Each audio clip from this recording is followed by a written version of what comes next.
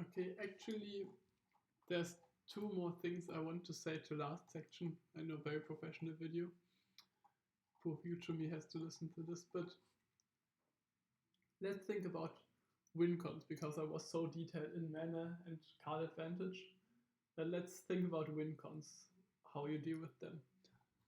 So let's start with Thesis Oracle. Thesis Oracle, we don't have many tools actually. We only have like our counters, maybe our Oppo, Mausoleum Wanderer, you could say Darthy, but not many like specific hate pieces. And that's totally okay because we are also a Thesis Oracle deck, which is again something I said like about like being multiple angles. And you could even argue we are one of the best Thesis Oracle decks because like usually the high color decks that have these silence effects, it gets very pip heavy resolving this combo with like 2 blue, a black, and then also casting a silence effect. And we are only in blue and black, so it's quite easy to support this. And we also have the tutors that get this. We don't have the green tutors, which I guess is a problem. But then also we are very consistent Doomsday deck because Yuriko just never goes away. Where's my Doomsday? Oh, there. And this makes it a 1-card win combo and not a 2-card win combo you have to tutor for. So every tutor goes into Doomsday and every Doomsday goes into win with 4 mana and a Yuriko trigger. So yeah, sometimes if your opponent has the same win con as you, and sometimes they will have it better, because it's a game of chance after all. But that's why we don't have as much hate for Thesis Oracle specifically, because we play it ourselves and we try to play it better than our opponents and be a better deck for it than our opponents. So that's why we have very average way to beat our opponents. So let's talk about the other win cons. The other one, obvious, Breach. For Breach, there was a Weathered Runestone once, but like all these Dex pieces except Curse Totem make fun of Breach. So we have 4 more Dex pieces for this Breach. We have counters. We have again the Mausoleum Wanderer. So in addition to the counter spells, we have the Breach Aid, and Breach also needs cards in the graveyard, which they are very tight Breach lines, of course. But like a lot of the lines where you don't have all the broken stuff with LED and stuff, you need to at least have like a tutor and then play your Breach, then tutor again. And the power of these low resource games sometimes, like of course early Breach, we prevent like everyone else except that we have some of these Dex pieces.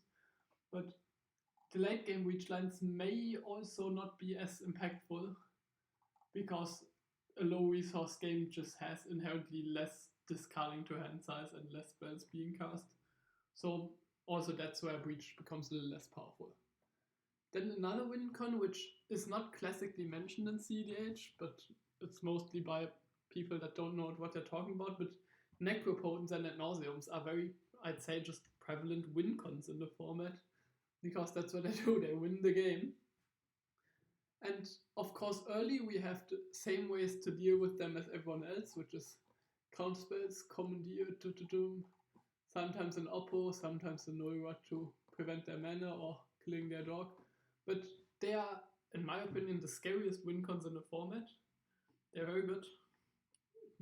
Great news flash. So early it's the same thing. I could talk about how Thoughtseize you can discard the Necropotents, but it's not a card that will stay long. Realistic. And that is okay. Like, everyone needs to deal with the Necro and Norse, and that's why it's so good, because it's hard to deal with. But in the later game we have somewhat of an advantage, of course, because we have a combat deck. So we can attack the Necro player and the Norse players. And as time goes on, their life becomes less and their life with Necro becomes worse. So at some points their Norse and Necro just are not as powerful. And you make them dead cards. So I guess that's the other thing. But in practice, like, who resolves a Necro on turn like 5 when you dealt them damage? Like turn 2 Necro, another one of these win cons. where we have as much as the other people, except of course what I said before with the enablers and the consistency of the mulligans. Of course, we may have some more agency than other blue decks to mulligan for this stuff. So if you're sitting in a pot with 3 rock size, you will be able to mulligan more aggressively to one of those counter spells or Null Rod to stop these early necros from happening more frequently. And then what you do, which is another technique I guess that has to be talked about, is you show the counter spell sometimes to the person that just looks like they have a necro in their hand, which you can tell very easily by their mischievous looks on the turbo player's face. And then you tell them, bro, I have this counter spell. This other player probably also has a necro or Norse in hand. Why don't you go to the 4 Ristic study? And then the game continues, like standard stuff. But that's also how you Swiss people even better, by you show them something and then they can't go for this win. And then they wait until they can go for it, but they still have their dead cards in hand. And so that's what counter spells and removal spells you show people who try to win do. They're kind of like stacks that are in your hand, so they have to remove them by drawing another counter spell instead of a bounce spell to remove the stacks piece.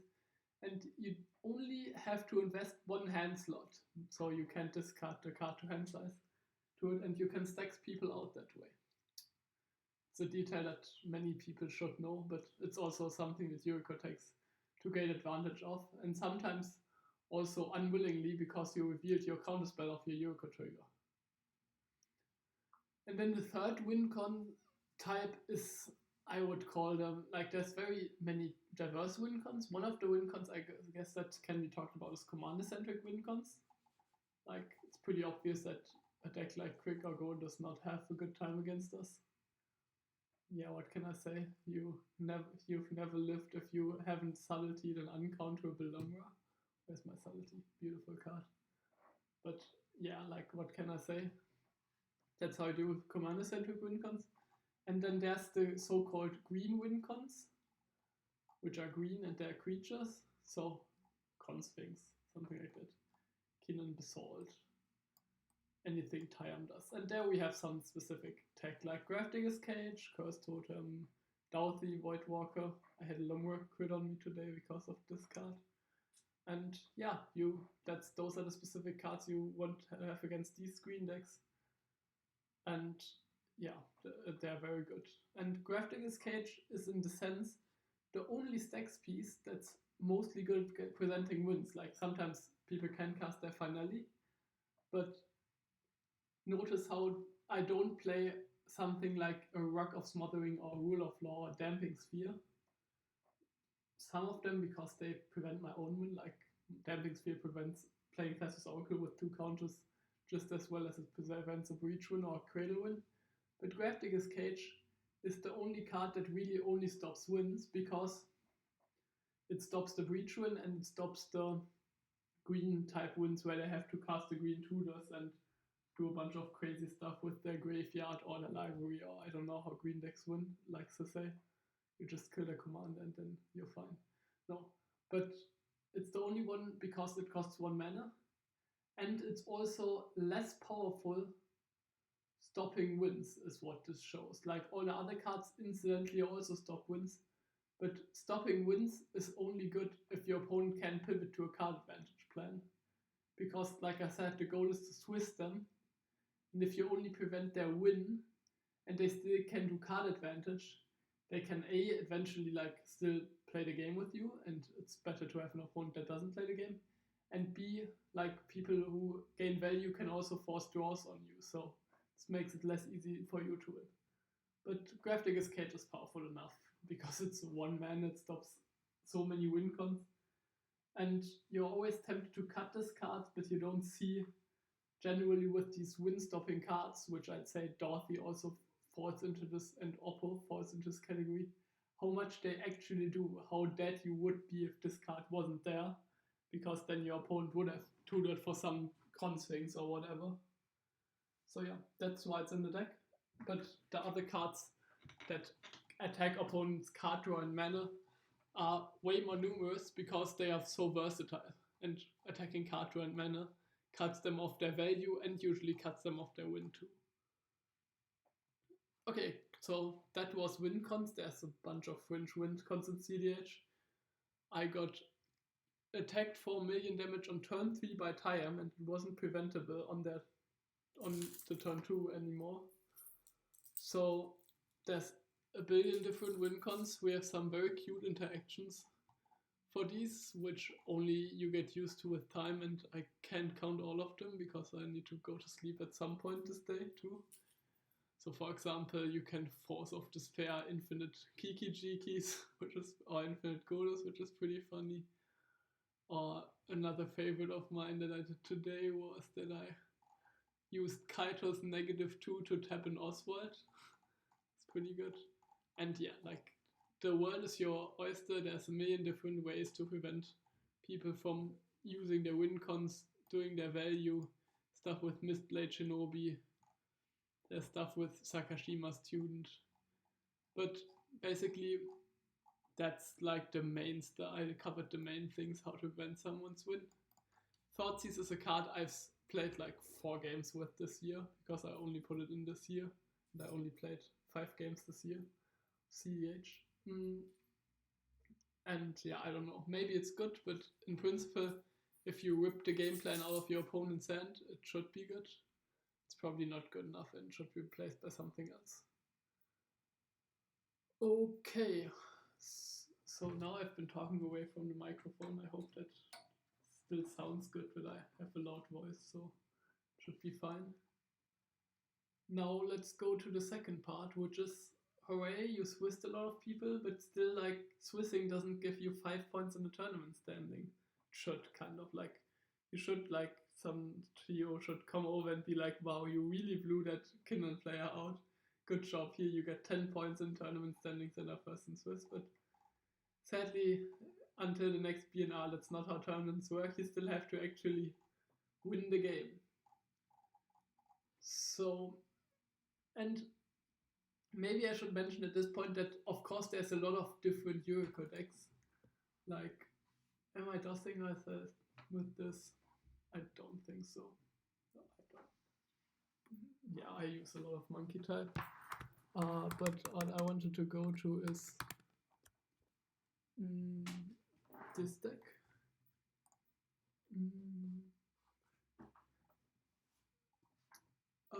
Yuriko Akro. Can I go to deck lists? Yes. So like there's a lot of variety in Yuriko decks, and like the cocky way to say it is that's why there's also so many worse performing Yuriko lists, because they're not mine. And some of them have very different approaches to winning the game, which makes sense. As you see, there are like 23 cards different.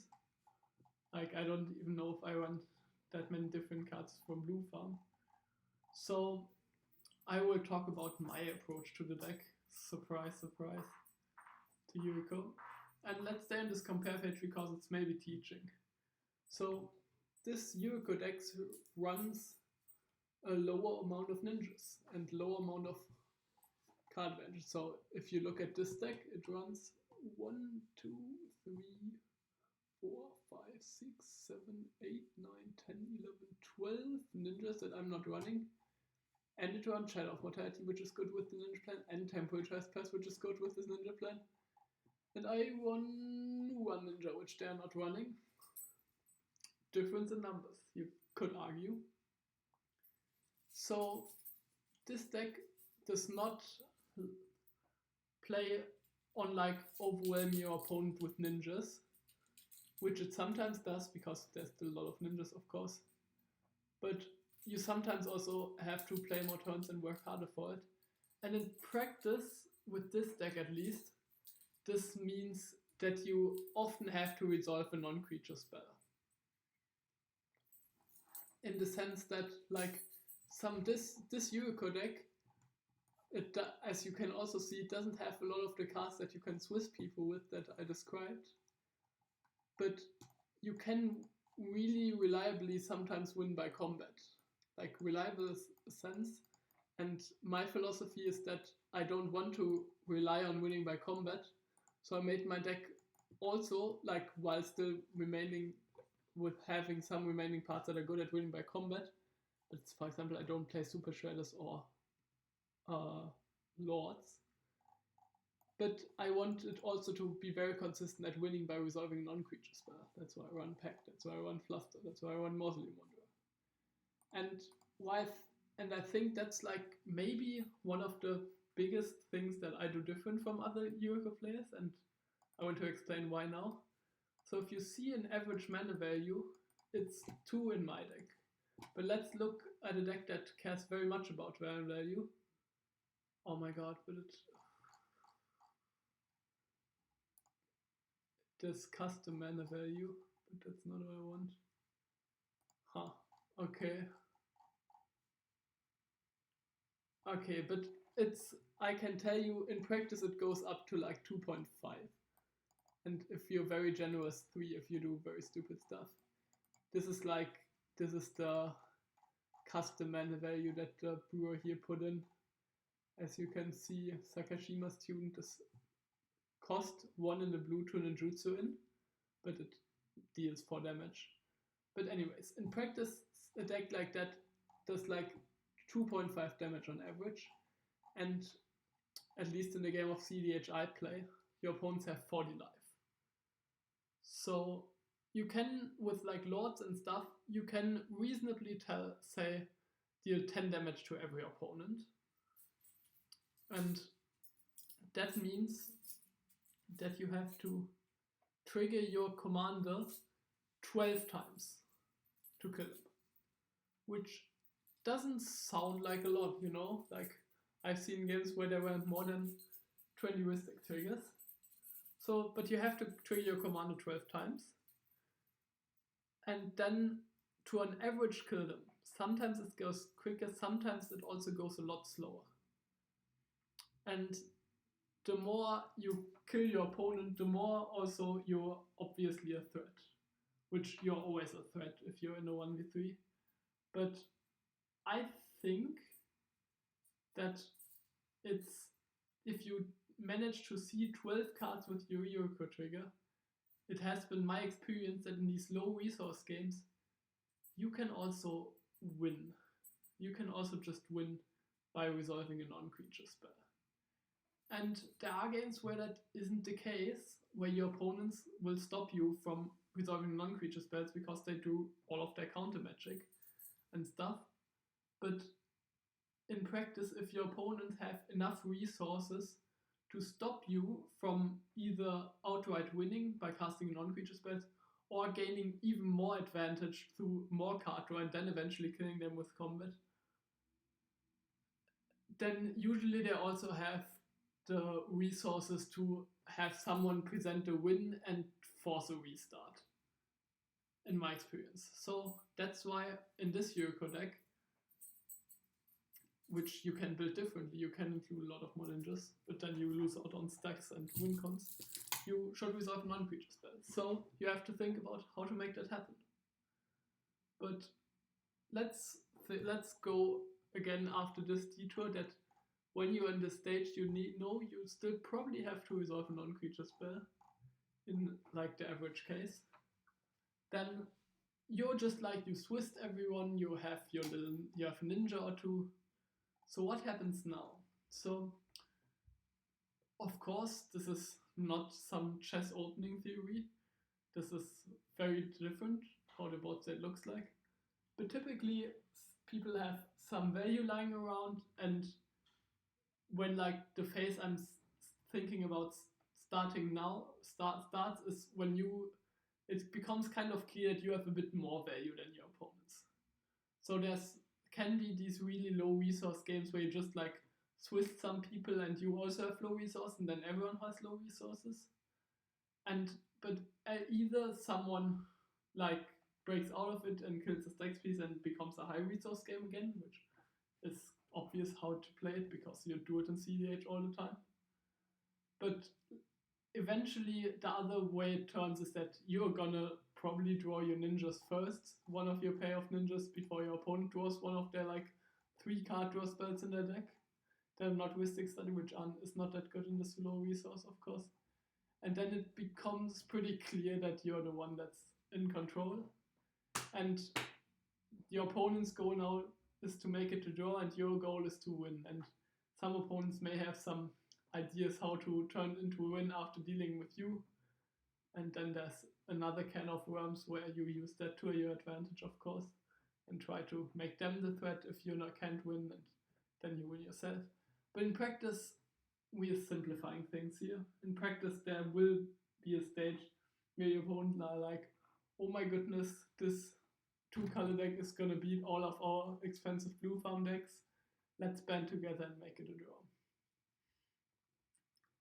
And here is what you do, basically. You have to think, what are my opponent's threats? So on one hand, you will create a lot of value by ninjutsuing ninjas, and on the other hand, you have to keep swissing your opponents, which means you have to keep knocking them down and try to not make them have a foothold in this game. And you do that just like you Swiss them before. You deny their cards and mana and try to balance that with getting value. And I don't know if it's useful to talk about some of the details, but I will talk about some of them, I suppose. You generally, it's a very different kind of game when you're in this. I have Yuriko and maybe one other ninja. And it's turns a very different game when you have one of the divas. Like, the time is less divas because I cut some of them because they're not good in other scenarios.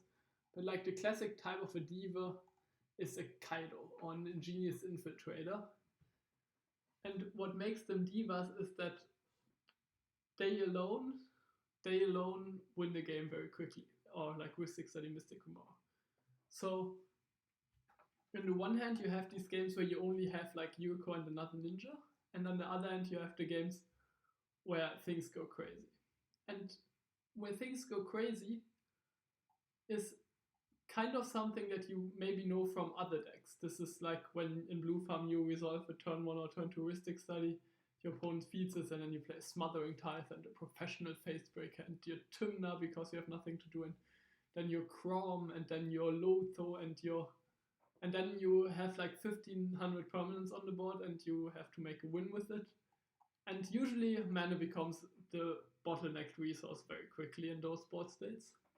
So that's why there's so many free spells in those scenarios. So that when you have access to one of these like very broken starts, where you have all of this stuff, then your best cards are your your Fierces, your Flares, your Forces, your Mindbreak Trap, Subtlety, Force of Will, free removal spells, rituals, and so on.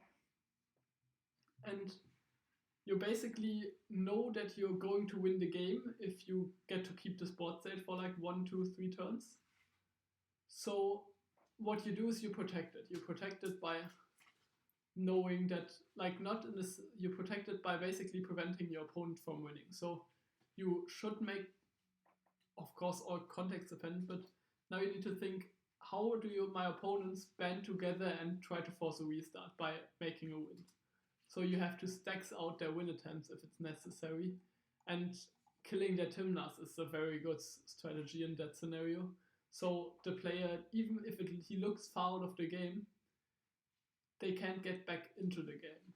So you have to plan some turns into the future still to think, if I kill the Tymna now, will it be worth it? Because this Tymna, while I'm going to masturbate all over them basically with my Kaido and my Ingenious Infiltrator, like, this will draw a couple cards and maybe they have the power to string together a win that I can stop, or maybe they have the power to find the Bowmasters. But you have to counteract that with, where do I need to submerge for the Bowmasters? And it's this very delicate balance of just like thinking of all the cards that your opponents could have and how they affect you, And on the one hand, spending enough mana on cards that stop your opponent and holding up interaction that you don't lose to these cards, but on the other hand are fast enough that you have won the game before they draw enough of these cards to stop you. And that is, I suppose, a very unspecified description, but it's one of the beauties of this deck that it's really hard to get in the specifics. Can I get anything more specific? I guess I could say I can rank some of these threats. Like, the best card in this deck is not Ristics, it's Kaido. Kaido is so good. Like, Kaido basically, so if you attack with Kaido and Yuriko, you get to Yuriko triggers. They will have damage in most of the time, because how many 0 mana cards do you run? I guess something along the lines of like 25, so let's count 1, 2, 3, 4, 5, and 28 minus 6. So 27. So you're on 27 0 mana cards, all the other ones are 1 mana or more, so you get your Kaido trigger usually. And then you surveil to draw 3. So in a turn cycle with just these 2 out, you've drawn 5 cards a turn, plus your draw step, that's 6. So you basically wheel yourself every turn. Yeah, usually, like I said, usually you'll see your 12 cards within your 2 turns, and then, like I said, you should be able to win. So this is like the best top end. Then after that, I'd say comes Roaming Throne. Some of the specifics of Roaming Thrones are, of course, you can clone it and then it becomes really good. And if you play Roaming Throne and then Ninjutsu in Thousand Face Shadow, you can read this interaction, but I don't want to explain it. Then your opponents instantly explode. It's very cool. And after that, I'd say comes Ingenious Infiltrator. Then the blue enchantments, because like even if your opponents are working to stop you and you draw the cards, like you know what happens from the blue farm perspective. And I'd say then it's like Nashi, and the last one is Ref.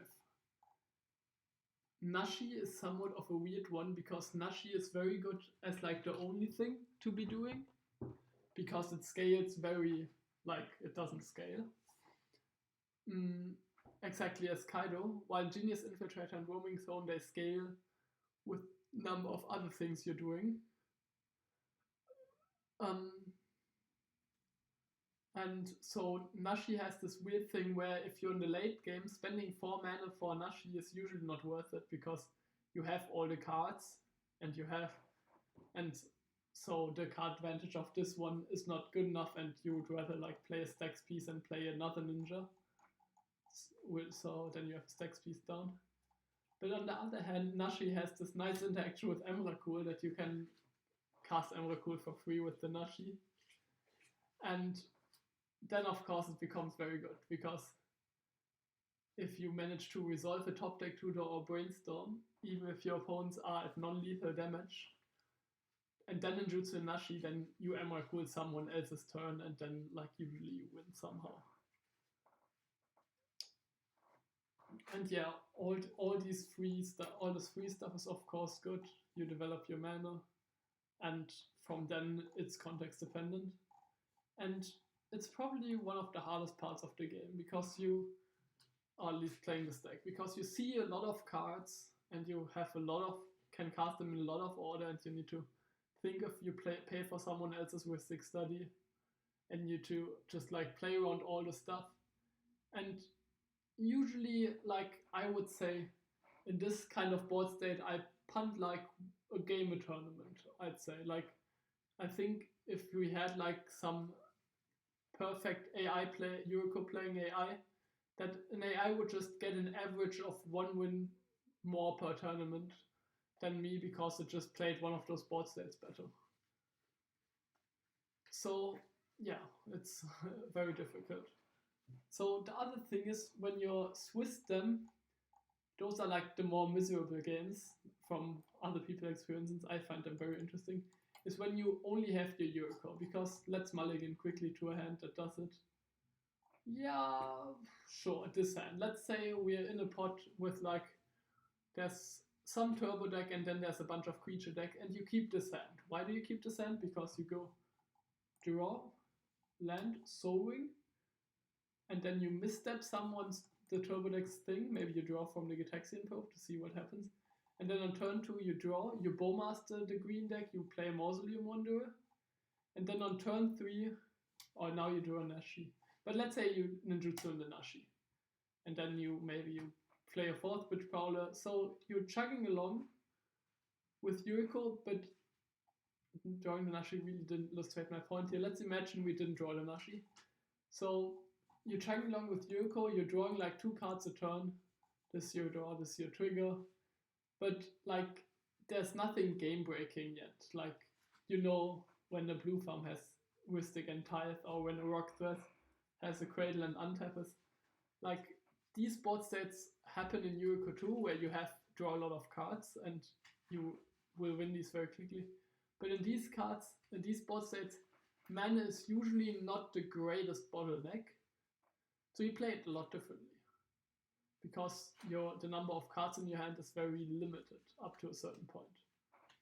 In these board states, what you do with your free spells a lot is hardcast them. Because you just have a limited amount of cards in hand and you don't want to pitch the spells. And in these board states, also usually it's not a 1v3. So you try to just of course not let someone win the game, but they can get value and they can play a real game with you. And it's sometimes good to Swiss someone that's already down, because then they won't get a problem if you get in the high resource states. But you basically play it a lot differently in the sense that you're not the threat. And you can still, though, make other people have low resources by interacting at the right moment so that they don't get out of hand. And statistically, if you manage to let them get out of hand, you're gonna get out of hand first, because you play Yuriko and you play more ninjas than them. And they play only silences and rituals, which on their own are useless. And there's some other tricks that you do here, which usually ends up meaning that you hold up a lot more mana. Like one of them is to cast your stuff, some of them is trying to resolve an end step Tainted Pact or Limdual Sword or Demonic Tutors, and some of them is to smite an opponent perfect with the Oppo. And going into a very small detail because I feel like it, is that your opposition agent, you should be aware that you have it in a deck, because if you hold up a lot of mana for something else, people will think that you play opposition agent. So what you can do a lot of the time is also by bluffing having certain cards, because you hold up all your mana, you can slow the development of your opponents down. And this is very counterintuitive to a lot of players, because usually the MO for a CDH game is to try to be the least in the spotlight as possible. And some people talk, but they talk about other players, how they're so scary. But in Yuriko, you sometimes want to be the scary person in a way, in the sense that other people know that they can get swissed by you, because they end up playing around things that you don't have. And that's a very 60 card concept. But I've gotten a lot of value from people thinking I have an opposition agent because I hold up my mana, even if I just simply have nothing to do actually. Or another example from quite recent games, which in my terms means November, because like I said, I get to play a lot of games, is that someone thought I had a Doomsday. And they were so scared that they actually tutored an answer in case I had a Doomsday instead of progressing their own game plan. So I got to see way more turns because they didn't get to close the door on me with their game plan, because they were scared that I have the Doomsday. So the counterintuitive thing is that if people ask you, for example, are you planning to win next turn? Even if you don't have it, you sometimes want to say maybe, because then they will hold up their counter magic and then they will not be able to develop. So in those games where you're not the obvious threat, if you're the obvious threat, usually you're not communicating until you're not the obvious threat because you don't want to give your opponents info. But if you're not the obvious threat, you still sometimes want to look threatening in order to make them stifle their development a bit.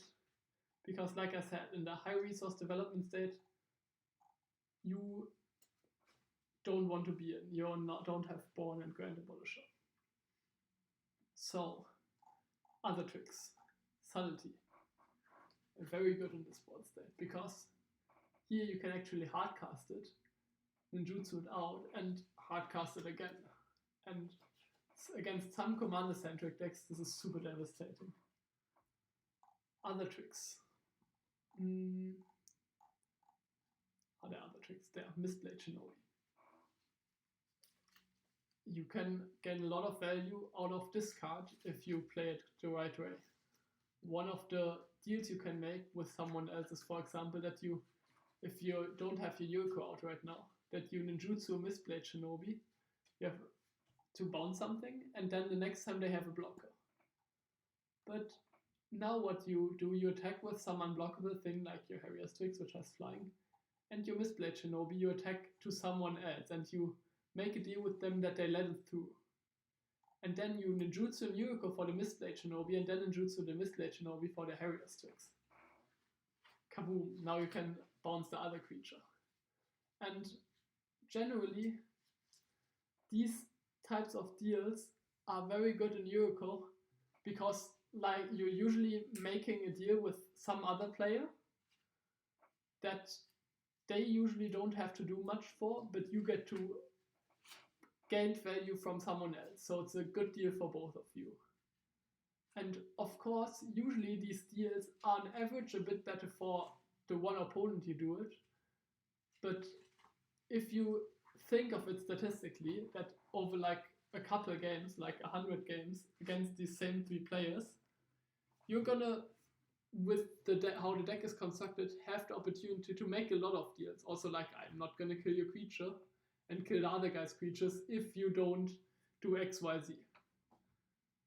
And over 100 games, you make deals with all of these because you have the agency to interact with their stuff a lot, while they don't get as much agency making these deals. And if you make more deals than them, then you're more likely to win the game because you always get the worst side of the deal, but you get some better deals than them. This concept is very not unique to yuriko, but I think it's worthy to point out. Other things is that you can hardcast your MDFCs a lot of the time. Your MDFCs actually have text, and you win the games every moon. You win the game with some of them because you actually take care of them and play them in the correct order. Is there anything else to say about these board states?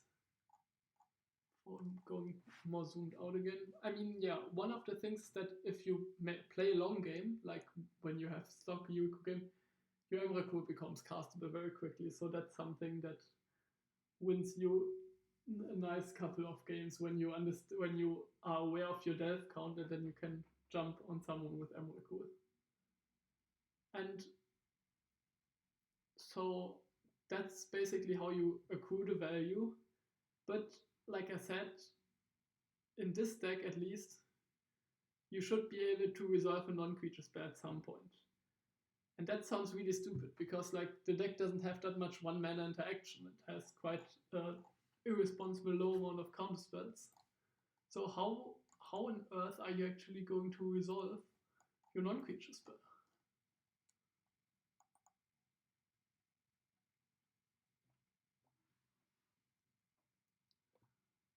There are multiple ways. One of them is, of course, value. Like, if you have a lot of value, you're probably gonna have like a couple counter spells because you draw them eventually. And sometimes you have multiple win cons. And sometimes you have multiple tutors that, for example, if it's a non-creature spell, you try to resolve a top deck tutor for lethal because you're gonna tutor an expensive card.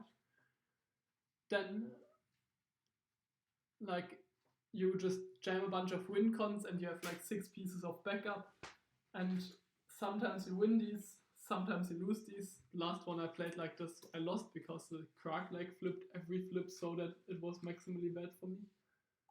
But yeah, usually you can do it that way. The other way to bait out non-creature counters is by swissing someone so hard that they feel like they need to protect it. So the classical thing is, if someone holds up a lot of, someone just has a hand that has a lot of counter spells, meaning in the low resource games that they probably don't have a lot of other stuff to do. And then they finally draw their one card that tries to get them out of there. Like, let's, for example, like the most obvious thing is they have the mana for the second cast of Timna or something. Or another option is, I don't know, they cast their Ursa. Like, a lot of it has to do with commanders. What you then do is you try to use your remove a spell to kill the commander, or you can use your stacks pieces to bait out a counter spell. And usually when you Swiss people hard enough, then they will feel so out of the game if something you do to them resolves that they will use a counter spell on it. So then effectively one of these cards becomes a silence. And then suddenly you have a lot of silences in your deck if every one of these baits out a counter spell. Of course, you have to time it correctly. Like, if you're so winning that like your opponent is only going for a draw at this point of the game, then it's not worth it for them, of course, to use the counter spell. But in like a mid game where it's not clear that it's a 2-result game, that either you win or it's a draw, sometimes you can reduce the amount of counter spells by trying to over aggressively kill something, which they then in turn feel like they have to interact. Another thing is that you can, at least this is with mana counter spells, is that if you plan far enough ahead and have a good read on what your opponents have in their hand, and you also know your hand and see when you can actually present a win, which is usually whenever, but when you can present with a lot of backup, of course, then you can also do things like kill something from them so you tap out. Like, one thing where I tried that in a recent game was that a blue farm player who was clearly behind because they somehow didn't have a lot of action and there was some tragic accident that happened to their Voice of Victory and their Vampiric Tutor, which I was maybe involved in. But they had a Timna and was, I think, turn 4. And they didn't have mana because Neurot and stuff like that. And I flooded out. But they held up mana before and they had a Timna and now they're still holding up mana, so they probably don't have a lot of action in hand. They either have a win which they're trying to protect or they have interaction. So then, even though a Sisei and a Magda player were farther ahead than them, I decided to kill their Timna with a removal spell, so that on their turn 5 they tapped out for the recast of Chrome. Maybe they cast a Timna but they decided for Chrome. So now on my turn, you can resolve the non-creature spell because your opponent's counter spells are dead.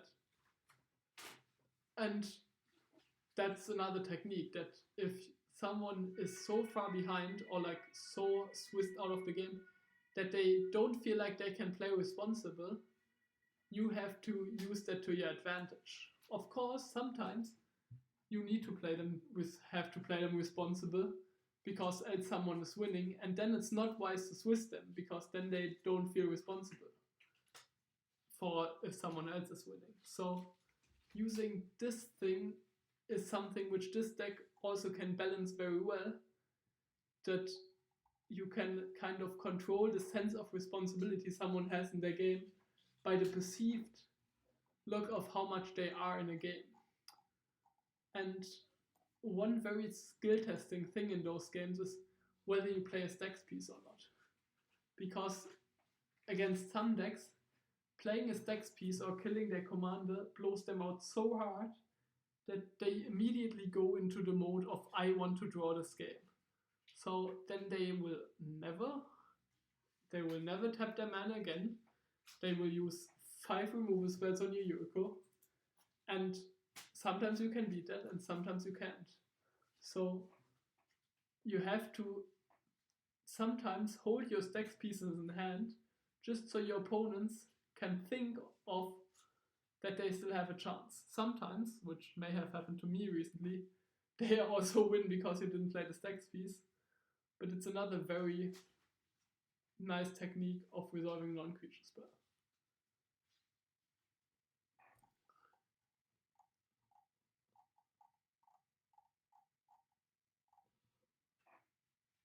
So I think that is what I want to say about this topic, which is pretty cool.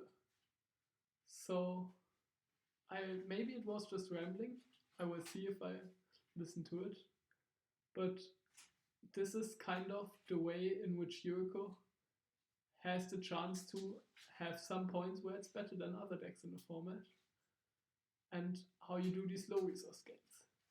So now I talked about the usual blue farm game style, like with card advantage and win cons, that you can keep more counter magic in your opening hands, and then for the most part, I'd say, of this talk, like how fancy was it really? How you play these Swiss low resource games. So I will take another break and then do talk about something else and summarize this.